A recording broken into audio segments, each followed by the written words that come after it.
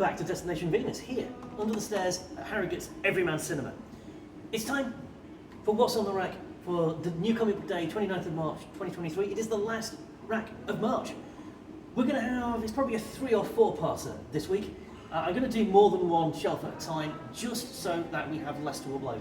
And we'll start with Lovesick, which you may have noticed does not begin with an A.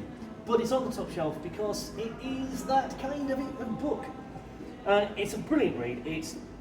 It's not safe for work in any way at all, and it's absolutely not for under 18s, which is why it migrates to above head height. But it is a disturbing but compelling read.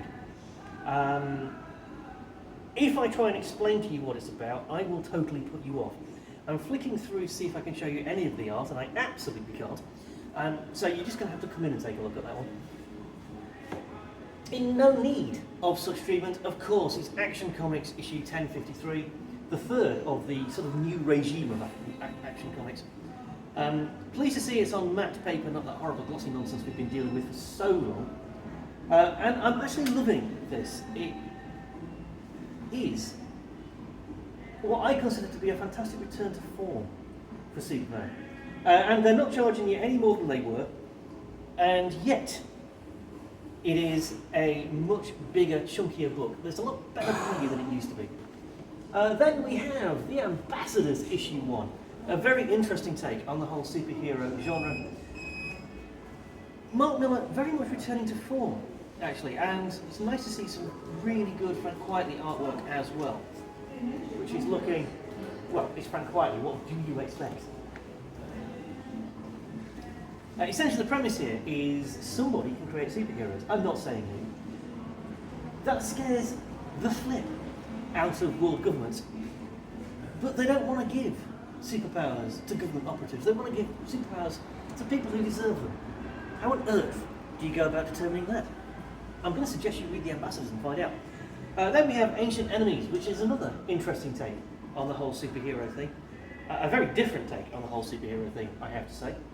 It's been a fun ride so far, so we'll see how that is going. And speaking of fun rides, The Approach has been a gloriously Lovecraftian, claustrophobic horror story set in an airport that's snowbound. The visuals have been amazing. The story has been compelling. The only complaint I have about it really is its somewhat erratic publication schedule. Then we have yet another Avengers book. They've been forever, they've been across time, they've been straightforward Avengers, and now they are beyond. And all I'm saying about this is, shoulder pads? Really? Come on. And then we have the 6th and final issue of Gotham Knights Gilded City, ending that particular game-verse storyline thing. Moving on, we have issue 10 of the glorious Bloodstained Teeth. This is a stunning looking book. Apparently some people don't like the artwork, and I don't understand that. I love the vibrancy, the vividness of the art. I love the characters. I love the storytelling. It's been a ride so far. Then we have Blue Beetle Graduation Day, the penultimate issue of this particular Blue Beetle run. And again, it's been a really fun ride. Then we have The Bulls of Beacon Hill. This is proper grown-up comics. It's about politics and everything. And again, I think it tackles the brutality of American politics quite nicely. Then we have Interdimensional Superhero Antics with Betsy Braddock, Captain Britain. Still looking stunning. I mean, just look at it.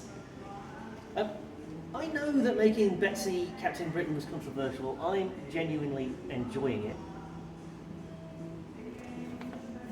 it. Speaking of things I'm genuinely enjoying, I didn't expect to necessarily with this.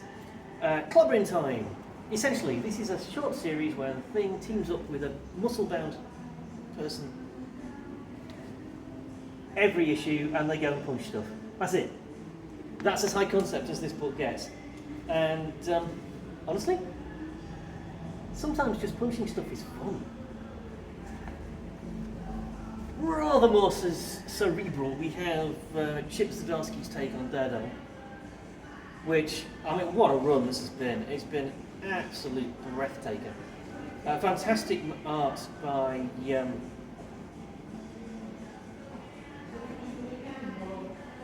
I've completely lost the guy's name. Sorry, Manuel Garcia and Matthew Wilson. The artwork from those two has been spectacular and continues to be so.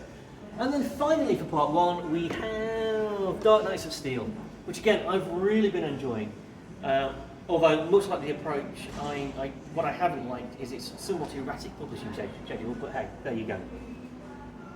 It's been a really fun sort of medieval twist on the DC characters that we know so well, and I thoroughly enjoyed it. So it's coming to an end. There's 2 more issues to go after this, and if you missed it in singles, I seriously suggest you get a collection. Okay, that's it for part 1. We'll be back reasonably shortly with part 2, upload speeds notwithstanding. You can always check us out online. We're www.destinationvenus.co.uk. We are on all of the socials. We're on Twitter, probably not for that much longer, but we are still on Twitter.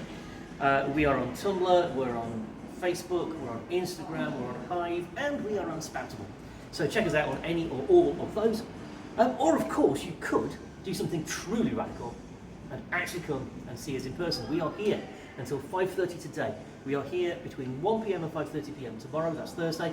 We are here between 1 p.m. and 5:30 p.m. on Friday, and we are here early from 11 a.m. to 5:30 p.m. on Saturday.